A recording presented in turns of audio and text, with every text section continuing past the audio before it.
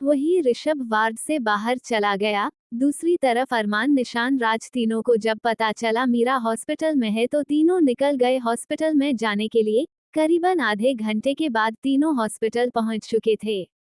Hospital पहुंचने के बाद तीनों कार से बाहर निकल गए। तभी अरमान का आदमी बोल पड़ा, madam's name is not in the record but she has been seen inside the hospital. Madam का नाम तो रिकॉर्ड में नहीं है, पर हॉस्पिटल के अंदर वो देखी गई है। आदमी के बातों को सुनने के बाद तीनों हॉस्पिटल के अंदर चले गए थे। वही लड़की जो मीरा के पास बैठी थी, उसे ऋषभ का कॉल आया तो वो कॉल उठा ली। तभी उसे ऋषभ अपने केबिन बुलाया तो वो अपने बेटी को मीरा के पास बैठने का बोल चली गई। वही अरमान, राज, निशांत हॉस्पिटल के अंदर जा चुके थे। दूसरी तरफ छोटी बच्ची मीरा को वॉशरूम का बोल चली गई। तभी कमरे के पास वो तीनों पहुंच गए। कमरे के पास आने के बाद तीनों अंदर गए। तीनों को देख मीरा घबरा चुकी थी। अरमान उसके पास गया तो वो चिल्लाने लगी। तभी नज वहां आ गई, पर अरमान को देख वो कुछ नहीं बोली। अरमान को इंडिया ही नहीं बल्कि पूरा कंट्री जानता था। नस को अरमान अपने कठोर नजर से देखा तो नस वहां से चली गई। वही अरमान मीरा के तरफ देख बोला, मीरा तुम ऐसे बिहेव क्यों कर रही हो जैसे तुम मुझे जानती ही नहीं हो। मैं तुम्हारा हस्बैंड हूँ। तभी निशांता कुछ बोलने वाला था, पर तभी उसका फोन बजा तो वो बाहर चला गया। वही अरमान उसे याद दिलाने का कोशिश कर रहा था तो मीरा को अपने सिर में तेज दर्द होने लगा। तभी अरमान बोलना बंद कर राज के तरस देख उसे डॉक्टर को बुलाने बोला तो राज जा बाहर खड़ी नस को बोला तो वो डॉक्टर ऋषभ को बुलाने चली गई। वही निशांत फोन पर बातें कर रहा था। तभी छोटी बच्ची उससे टकरा गई। छोटी बच्ची को देख निशांत को किसी का याद आने लगा। वही बच्ची निशांत को देख बोली, आपके कारण मुझे चोट लगा और आप मुझे बस देख रहे हैं, सॉरी बोलिए मुझे। बच्ची निशांत को बहुत प्यारी लगी। वो घुटने के बल बैठ प्यार से बोला, सॉरी। वही ऋषभ की दोस्त मीरा के बिगड़ते हालात को देखने जा रही थी। तभी उसने अपनी बच्ची के पास किसी आदमी को देखा तो उसके पास जाने को थी। तभी उसे आदमी का चेहरा दिखा तो उसे वो देख ना ले, इसलिए झट से दीवार के कोने में चली गई। तभी निशांत को एहसास हुआ जैसे उसने सिया को देखा।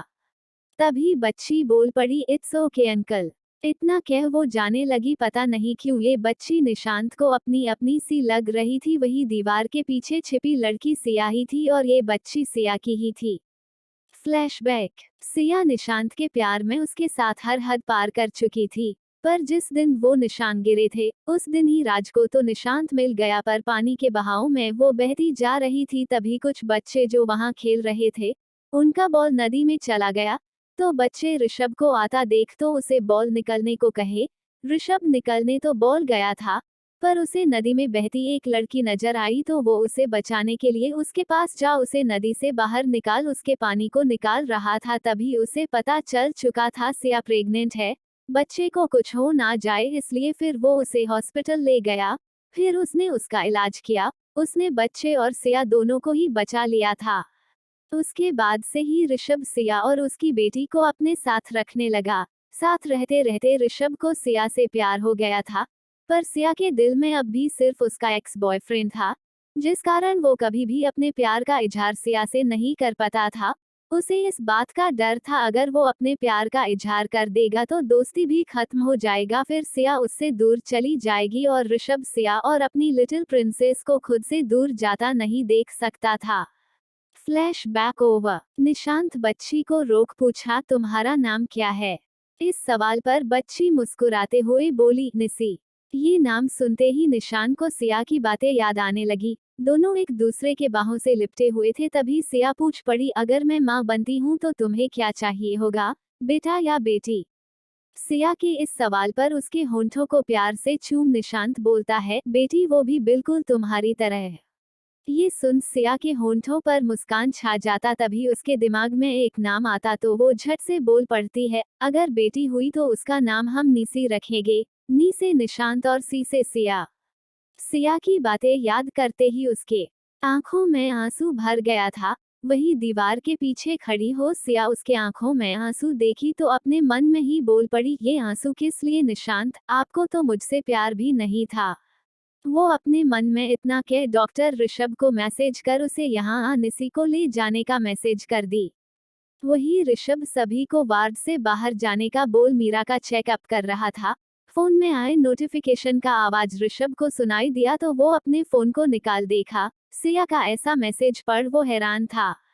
वो नस को मीरा का ख्याल रखने का बोल बाहर निकला तो अरमान उसे आता देख उसे रोक उससे झट से पूछ पड़ा, मीरा कैसी है, मैं अंदर जा सकता हूँ? अरमान के सवालों को सुन निशांत बोल पड़ा, वो ठीक है, पर अभी आप मिल नहीं सकते हैं। ये सुन अरमान गुस्से में बोल पड़ा, वो मेरी वाइफ है तो मैं अंदर क्यों नहीं जा सकता हूँ? अरमान के गुस्से को ऋषभ समझ सकता था, पर अभी ऋषभ मीरा को किसी से मिलने नहीं दे सकता था। उसने उसे अच्छे से समझाया, तब जाकर वो थोड़ा शांत हुआ। फिर ऋषभ चला गया निशी को लेने। वहीं निशांत आगे पूछ पड़ा, अकेले क्यों घूम रही हो, तुम्हारे मॉम डैड कहाँ है? ये सुन बच्ची का चेहरा उदासी से भर गया। वो अपने उदास स्वर में बोली, मेरी तो सिर्फ मम्मा है, डैडी नहीं है, बस दोस्त है। निशी निशांत से बात किए जा रही थी, वही सिया का दिल जोरों से धड़के जा रहा था। वो यही प्री कर रही थी कि गलती से भी निशी कुछ कह ना दे। वही निशांत उस बच्ची के गाल पर अपने हाथ को रख प्यार से सहलाया, फिर प्यार से पूछा, मैं तुम्हें तुम्हारी मम्मा के पास ले जाता हूँ, वैसे तुम्हारी मम्मा का नाम क्या है? जब निशांत निशी से ये सवाल किया तो दीवार के पीछे छिपी सिया परेशान हो गई। उसे समझ नहीं आ रहा था वो कैसे निशी को ये बताने से रोके। वही निशी कुछ कहती इससे पहले ही ऋषभ वहां निशी के पास जा बोला, प्रिंसेस। तभी बच्ची कुछ ना बोल अपने दोस्त के तरफ देख मुस्कुराते हुए बोली, दोस्त। जैसे ही बच्ची ने ये कहा ऋषभ बच्ची को अपने गोद में ले निशांत से बोला, सॉरी अगर मेरी प्रिंसेस के वजह से कोई प्रॉब्लम हुआ हो तो। ये सुन निशांत झट से बोल पड़ा, कोई प्रॉब्लम नहीं हुआ है, बल्कि ये बच्ची तो बहुत प्यारी है। इतना कह निशांत जाने लगा। वही ऋषभ को समझ नहीं आ रहा था आखिर ये इंसान है कौन और क्यों सिया इसके सामने नहीं आना चाहती थी। वही निशांत के जाने के बाद सिया बाहर आ ऋषभ के पास गई। सिया को आता देख ऋषभ उससे पूछना चाहता था, पर निशी के होने की वजह से ऋषभ अभी कुछ ना पूछ निशी को गोद से उतर प्यार से उससे बोला, मम्मा के साथ ही रहो। बच्ची से इतना कह वो सिया के तरफ देख बोला, वो लड़की का नाम मीरा है, उनका हस्बैंड आए हुए है।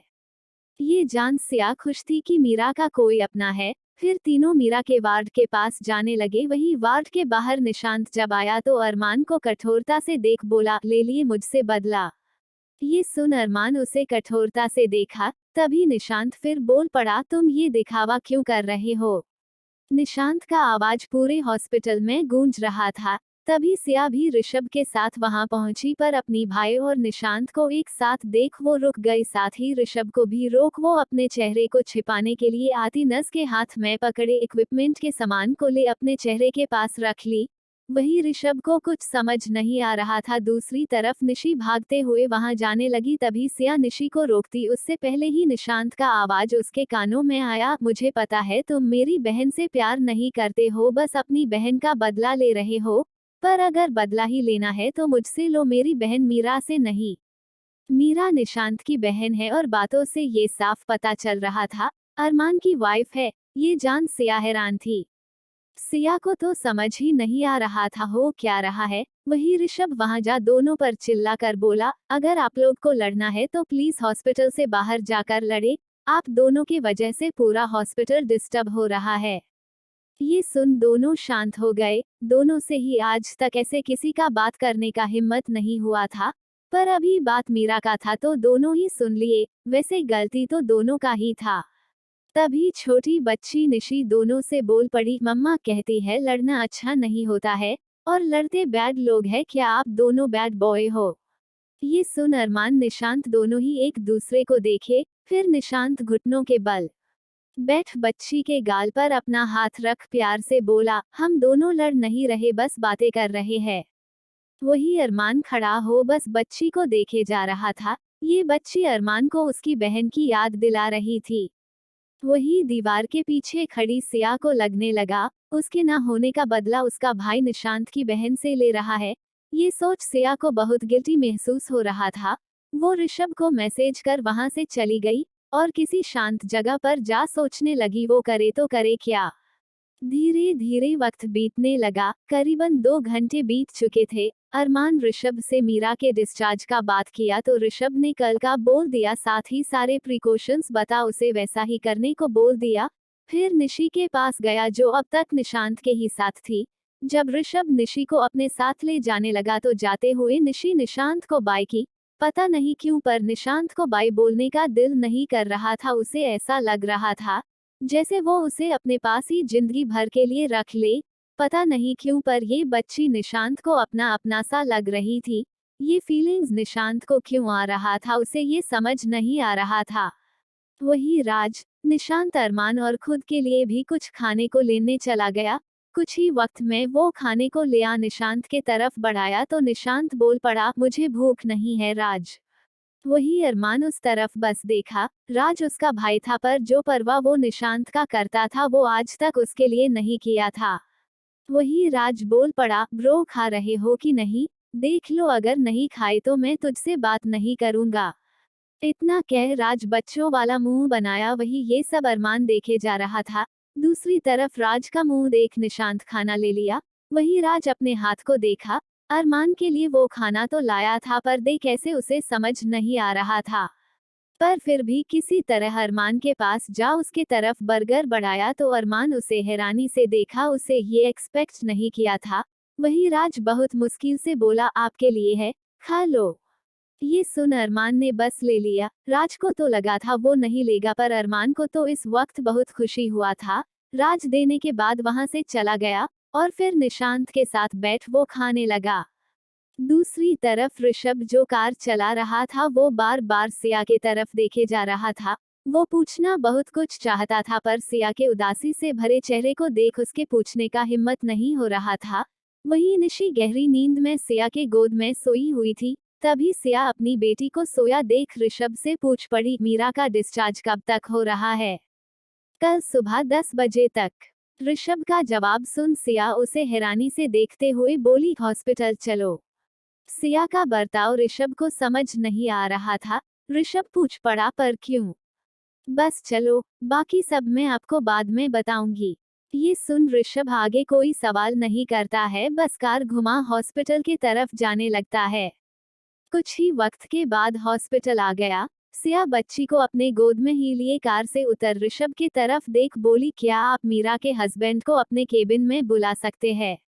ये सुन ऋषभ हाँ बोल दिया तो सिया अपनी बच्ची को लिए ऋषभ के केबिन चली गई। वही ऋषभ अरमान के पास उसे बोलने चला गया। वहां तीनों मौजूद थे पर ऋषभ अरमान के पास जा बोला, आप मेरे साथ चल सकते हैं। तभी निशांत बोल पड़ा, मेरी बहन से रिलेटेड जो भी बात हो मुझसे करो। ये सुन ऋषभ बोल पड़ा, सॉरी मैं मीरा के हस्बैंड से ही बात कर सकता हूँ।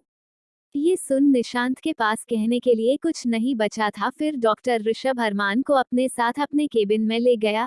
दोनों अंदर आ चेयर के पास गए तभी अरमान को वहां एक लेडी बैठी दिखी तो अरमान उसके तरफ देखा। तभी सिया भी अपने चेहरे को ऊपर कर अरमान के तरफ देखी तो अरमान एक पल के लिए शॉक हो गया। फिर सिया के पास जा उसके चेहरे पर अपना हाथ रखा। ऋषभ को तो कुछ समझ ही नहीं आ रहा था। तभी अरमान बोल पड़ा, सिया। अरमान के आंखों में आंसू भर गया। वही सिया अपने गाल पर रखे अरमान के हाथ पर अपना हाथ रख बोली, भैया। इतना कह सिया फुट फुट कर रोने लगी। तभी निशी सिया के रोने और बहते हुए आंसू को निशी के गाल पर गिर रहा था, जिस कारण निशी जाग गई। वो अपनी आंखों को खोल बोली, मम्मा आप रो क्यों रही हो? इतना कह वो अरमान के तरफ देख बोली, आप बैड हो, मेरी मम्मा को क्यों रुला रहे हो? ये सुन अरमान को कुछ समझ नहीं आ रहा था तो सिया के गाल से अपने हाथ को हटा दिया। तभी ऋषभ बच्ची से बोल पड़ा, प्रिंसेस मेरे साथ चलो। ये सुन निशी बोल पड़ी, पर मम्मा रो रही है। सिया अपने आंसू पोंछ अपनी बेटी के तरफ देख बोली, निशी मम्मा नहीं रो रही, तुम जाओ यहाँ से, मुझे कुछ इम्पोर्टेंट बात करना है। अपनी मम्मा के बातों को सुनने के बाद निशी जाने के लिए तैयार हो गई। ऋषभ निशी को ले चला गया। वही सिया खड़ी हो अपने भाई का हाथ पकड़ी। वही अरमान उसे अपने सवाल से भरे नजर से देखने लगा। अपने भाई के आंखों में अनगिनत सवाल को देख सिया बोल पड़ी, भैया मैं निशांत के प्यार में पागल हो चुकी थी। उसके प्यार में मैंने अपने हद को भी पार कर दिया था। फिर वो हादसा हुआ, उस दिन ऋषभ ने मेरा जान बचाया लिया और जब मुझे होश आया तो मुझे पता चला मैं माँ बनने वाली हूँ। फिर मुझे समझ नहीं आया मैं आपके पास क्या मुंह लेकर जाऊं। आपने मुझे 1000 बार समझाया था निशांत मेरे लिए अच्छा नहीं है, फिर भी मैं उससे प्यार करती रही और अपने हद को भी क्रॉस कर आपके सामने जाने लायक भी नहीं बची। इतना कह वो रोने लगी, तभी अरमान अपना हाथ अपनी बहन से छुड़ा उसे कठोरता से देख उसके गाल पर एक चांटा खींच कर लगाया। सिया का गाल लाल हो चुका था, वो अपने चेहरे को बस झुका ली, तभी अरमान उसके बाजू को कसके पकड़ चिल्लाते हुए बोला, तुमने जो किया वो तुम्हारा बचपना था, पर तुम्हें अपने भाई पर इतना भी भरोसा नहीं था कि तुम मेरे पास वापस नहीं आई। ये सुन सिया अपने भाई को हैरानी से देखती है। तभी अरमान अपनी बहन के गाल पर अपने हाथ के निशान को देखा तो उसका पूरा गुस्सा खत्म हो गया। वो अपनी बहन को अपने सीने से लगा बोला, सिया गलती सबसे होता है और इसमें तुम्हारा कोई गलती भी नहीं था, पर तुम्हें मुझ पर इतना भी भरोसा नहीं था ना।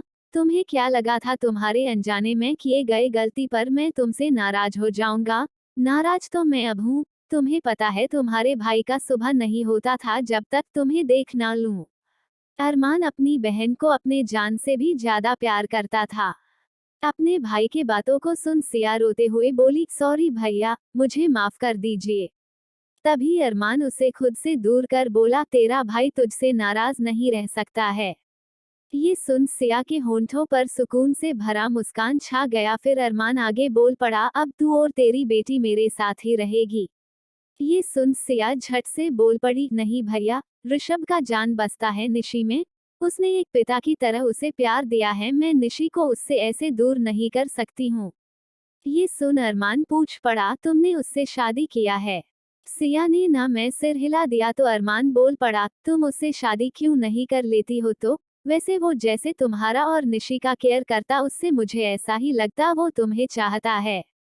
ये सुन सिया ने कुछ नहीं कहा। वो किसी से शादी नहीं कर सकती थी, क्योंकि आज भी वो सिर्फ निशांत को ही चाहती थी। इसका कोई जवाब ना दे सिया सवाल कर बैठी, भैया आप निशांत की बहन से शादी बस बदला लेने के लिए किए हो क्या? इस सवाल पर अरमान सवाल कर बैठा, तुझे ऐसा लगता? सिया ने बस सिर ना में हिला दिया, पर वो अब भी डाउट में अरमान को दिख रही थी। तभी अरमान बोल पड़ा, जब मुझे मीरा से प्यार हुआ था मुझे ये बात नहीं पता था कि वो निशांत की बहन है। मैं उसे अपने पास ले आया और उसे शादी कर लिया। ये सच तो मुझे कुछ वक्त पहले पता चला है, पर मेरा प्यार मीरा के लिए बिल्कुल भी कम नहीं हुआ है। ये बात जान सिया को राहत मिला। अरमान ने फिर सिया को इंडिया चलने के लिए फिर बोला, क्योंकि उसकी बहन के बिना वो वापस इंडिया नहीं जाने का सोच रहा था। पर सिया ने फिर प्यार से समझाया तो आखिर में वो अपनी बहन का बात समझ गया। सिया अरमान फिर एक दूसरे से अपना कॉन्टैक्ट नंबर एक्सचेंज कर दिए। तभी ऋषभ सोई निशी को अपने गोद में लेकर अंदर आया। निशी को सोया देख अरमान बोल पड़ा, बिल्कुल तुम्हारी तरह है। ये सुन सिया के होंठों पर मुस्कुराहट छा गया। तभी अरमान बोल पड़ा, हो सके तो इंडिया आने का सोचना। इतना कह ऋषभ की तरफ देख अरमान आगे बोला, मेरी बहन और भांजी का इतना ख्याल रखने के लिए थैंक यू। ये सुन ऋषभ बस मुस्कुरा दिया। तभी सिया निशी को अपने गोद में ले अपने भाई से बोली, निशी का कल स्कूल है, मुझे अभी जाना होगा भैया, पर मैं कल आऊंगी। ये सुन अरमान ने ठीक है कह दिया तो अपने भाई को बाय बोल सिया अपनी बेटी को गोद में लिए चली गई। उसके साथ ऋषभ भी निकलने वाला था, पर अरमान उसके कंधे पर अपना हाथ रख उसे रोक लिया। तभी वो पीछे मुड़ अरमान के तरफ देखा, पर अपने बहन के जाने तक का इंतजार कर वो अपने हाथ को उसके कंधे से हटा पूछ पड़ा, क्या तुम मेरी बहन को पसंद करते हो? ये सवाल सुन ऋषभ अरमान के आंखों में देखने लगा, पर जवाब देखी नहीं वो सोच रहा था। तभी अरमान बोल पड़ा, जो भी सच है बता दो ऋषभ। ये सुन ऋषभ बोल पड़ा, हाँ मैं उनसे बहुत प्यार करता हूँ, पर वो मुझसे नहीं करती है, वो आज भी उसी से प्यार करती है। ऋषभ का बात सुन अरमान बोल पड़ा, तुम बहुत अच्छे हो ऋषभ, और मेरी बहन के लिए परफेक्ट भी। उसे अपने दिल का बात बताओ, ताकि वो तुम्हें मौका दे अपने प्यार को साबित करने का। ये सुन ऋषभ के मन में उम्मीद जगा। वो मुस्कुराते हुए बोला, मैं कोशिश करूंगा।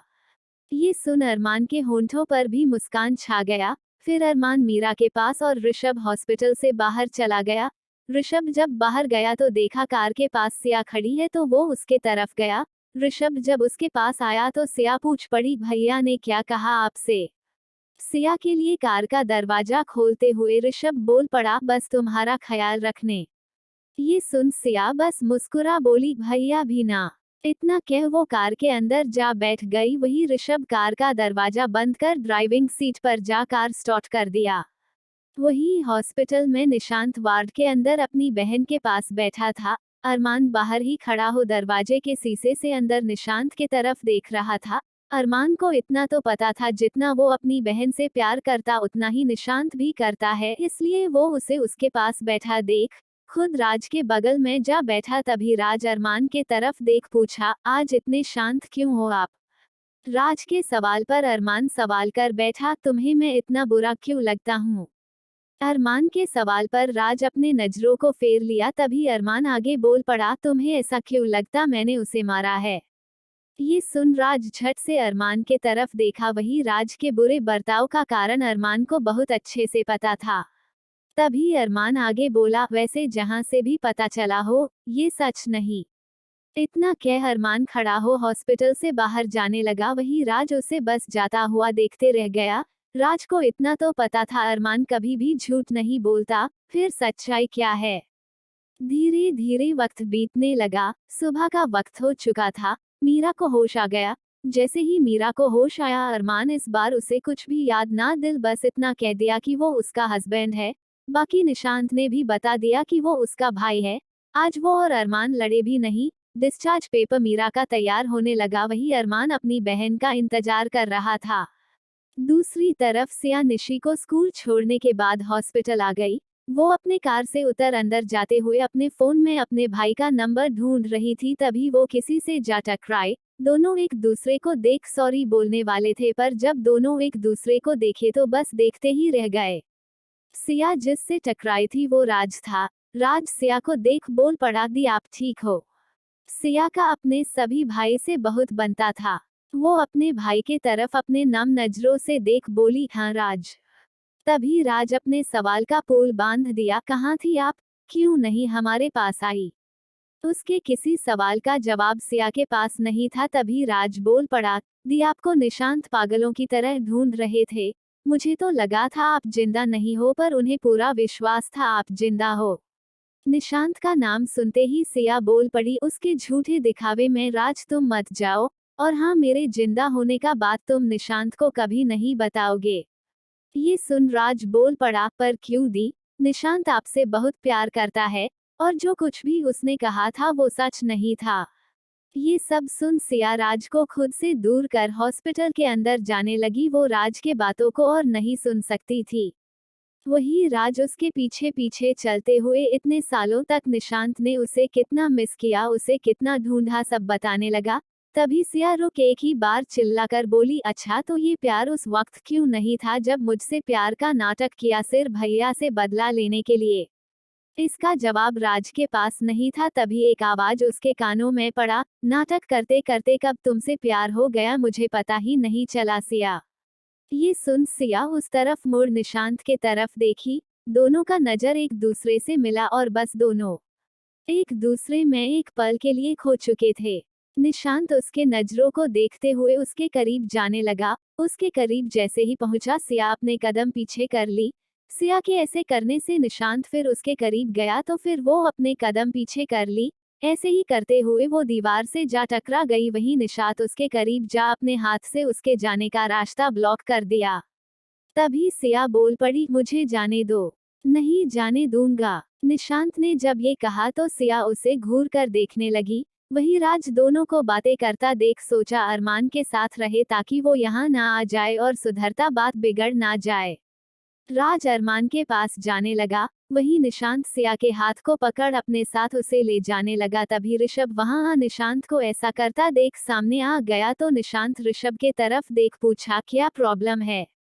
ये सुन वो बोल पड़ा, जिसका हाथ पकड़े हो वो मेरी है। ये सुन निशांत हैरान था। वही सिया ने कुछ नहीं कहा। वो ऋषभ के झूठ में उसका साथ देते हुए पहले अपना हाथ निशांत के हाथ से झटकते हुए बोली, हम दोनों कपल है और हम दोनों की बेटी भी है।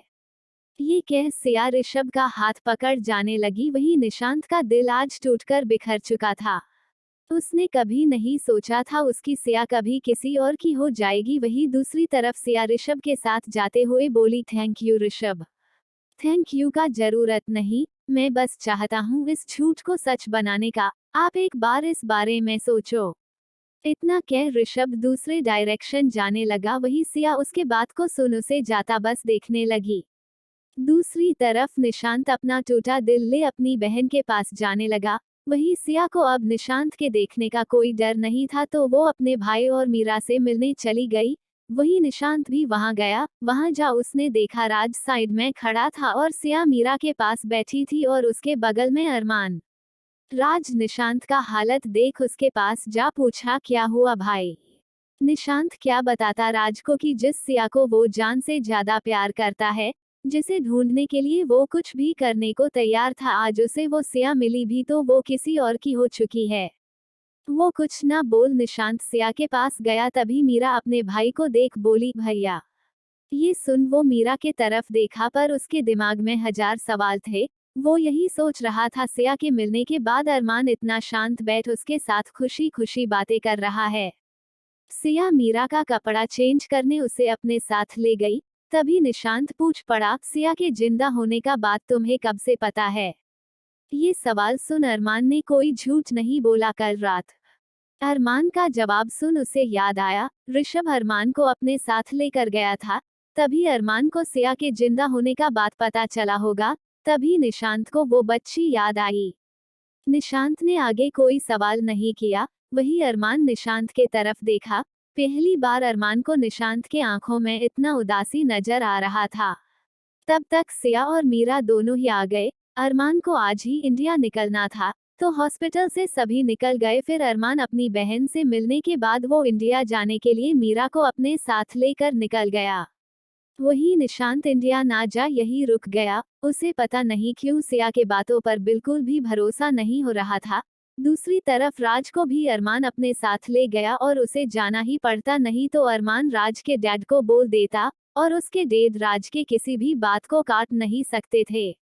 एयरपोर्ट आ गया था। अरमान, मीरा, राज कार से उतर प्राइवेट जेट में जा बैठे। धीरे धीरे वक्त बीतने लगा। करीबन 9 घंटे बीत चुके थे। प्राइवेट जेट इंडिया में लैंड हुआ। अरमान, मीरा, राज तीनों ही जेट से बाहर निकल गए। कार पहले से ही अरमान के आने का इंतजार कर रहा था। तीनों कार में जा बैठ गए। राज को उसके घर छोड़ने के बाद कुछ ही वक्त में अरमान का मेंशन आ गया।